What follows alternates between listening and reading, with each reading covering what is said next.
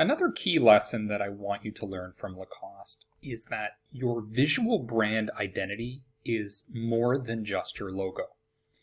Now, a lot of people, when they talk about brands, they'll say your brand is not your logo. And that's true. There's a huge strategic element to branding.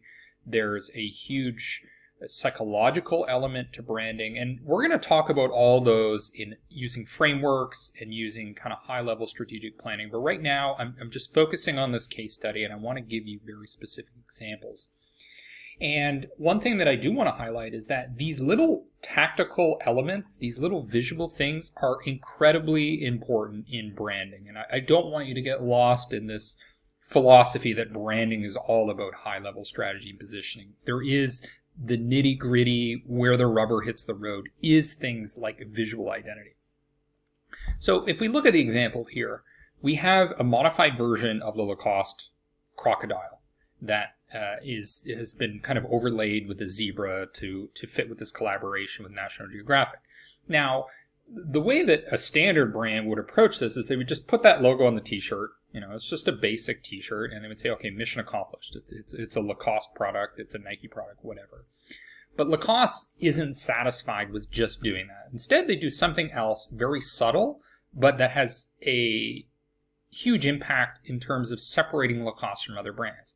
And that is that they almost always put something on the back.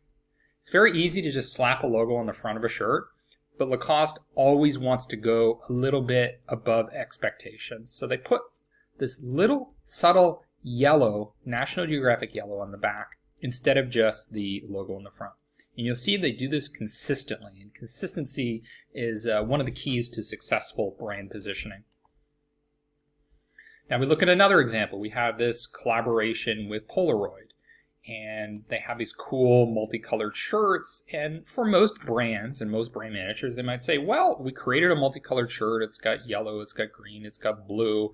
We put our logo on it. Okay, good enough. No, Lacoste is never satisfied with just doing that. Instead, what they do is they also add a subtle logo to the back, the Polaroid logo. And that adds that little extra special thing that says, hey, you know what? This is not just any brand that we're buying here. We're buying something that has an added effort, kind of going beyond expectations.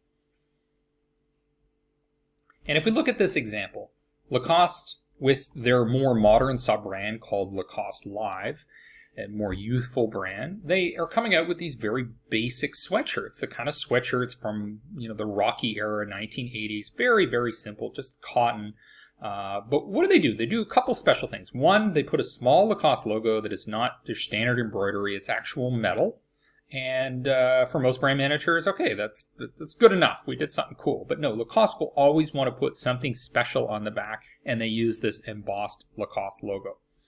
So it's these subtle little brand elements that you introduce throughout your products that are going to create this feeling that I'm dealing with a real personality here. I'm dealing with something special. It's not just a logo that's been slapped on a commodity that I could have gotten anywhere. Lacoste does an excellent job of that.